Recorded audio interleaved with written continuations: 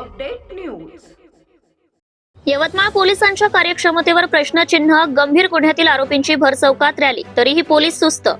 यवतमाळ शहरात कायदा आणि सुव्यवस्थेचा प्रश्न गंभीर झाला असून भारतीय न्याय संहिता BNSच्या विविध गंभीर कलमांमुळे गुन्हा दाखल असतानाही 9 पैकी 8 आरोपी अद्याप फरार आहेत। विशेष म्हणजे गुन्हा दाखल झाल्यानंतर दुसऱ्याच दिवशी आरोपींनी यवतमाळच्या कलम चौक परिसरात जाहीर रॅली काढून पोलिसांना खुलेआम आव्हान दिले, परंतु पोलिसांनी कोणतीही कारवाई केली नसल्याने नागरिकांमध्ये तीव्र संताप व्यक्त होत आहे। नेमके प्रकरण काय? दिनांक 20 डिसेंबर 2025 रोजी BNS कलम 109, 189, 2, 191, 2, 191, 3, 190, 118, 1 आणि 115 2 अंतर्गत गंभीर स्वरूपाचा गुन्हा दाखल करण्यात आला। यामध्ये एकूण 9 आरोपींचा समावेश आहे। मात्र घटनेला 8 दिवस उलटूनही पोलिसांनी केवळ एकाच आरोपीला, मोहम्मद अजीम मोहम्मद अनीस याला अटक केली आहे। उर्वरित आरोपी अद्याप मोकाट असून परिसरात दहशत निर्माण करीत आहेत। पोलीस प्रशासनाला खुले आव्हान, तक्रारदाराने जिल्हा पोलीस अधीक्षकांना दिलेल्या निवेदनात खळबळजनक आरोप केले आहेत। FIR नोंदवल्यानंतर दुसऱ्याच दिवशी आरोपींनी शहराच्या मध्यवर्ती भागात नाचत आणि घोषणाबाजी करत रॅली काढली।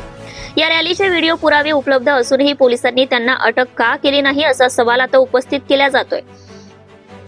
आरोपींच्या या कृत्यामुळे सर्वसामान्यांमध्ये पोलिसांवरील विश्वास कमी होतोय। खोट्या केसेस आणि धमक्यांचे सत्र, आरोपींनी अटकेपासून वाचण्यासाठी स्वतःला किरकोळ इजा करून बनावट वैद्यकीय अहवाल तयार केल्याचा संशय तक्रारदारांनी व्यक्त केलाय। तसेच फिर्यादी पक्षाला केस मागे घ्या अन्यथा खोट्या गुन्ह्यात अडकवू अशा धमक्या दिल्या जात आहेत। तरुणांचे आणि लहान मुलांचे करिअर उद्ध्वस्त करण्याची भाषा करत आहे। केस मागे घ्या नाहीतर आणखीन गुन्हे दाखल करू। फरार असलेल्या उर्वरित 8 आरोपींना तात्काळ अटक करावी। आरोपींना आश्रय देणाऱ्या नातेवाईकांवर गुन्हे दाखल करावेत। संशयास्पद वाटणाऱ्या बनावट वैद्यकीय अहवालांची सखोल चौकशी व्हावी।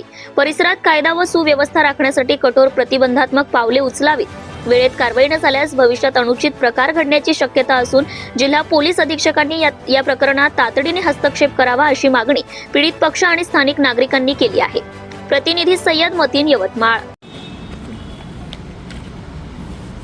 मागील 20 तारखेला कळम चौकामध्ये निवडणुकीच्या दिवशी एक रॉयट झाला होता आणि त्यामध्ये आमच्या काही कार्यकर्त्यांना मारहाण झाली होती। त्यामध्ये यवतमाळ शहर पोलीस स्टेशनला गुन्हा दाखल असताना आरोपी मात्र इथे शहरामध्ये मोकाट फिरत आहे आणि आज 29 तारीख आहे।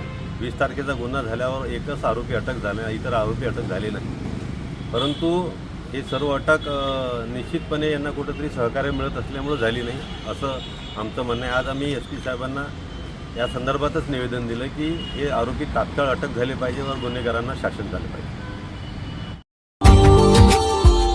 Subscribe now and press the bell icon. Never miss an update.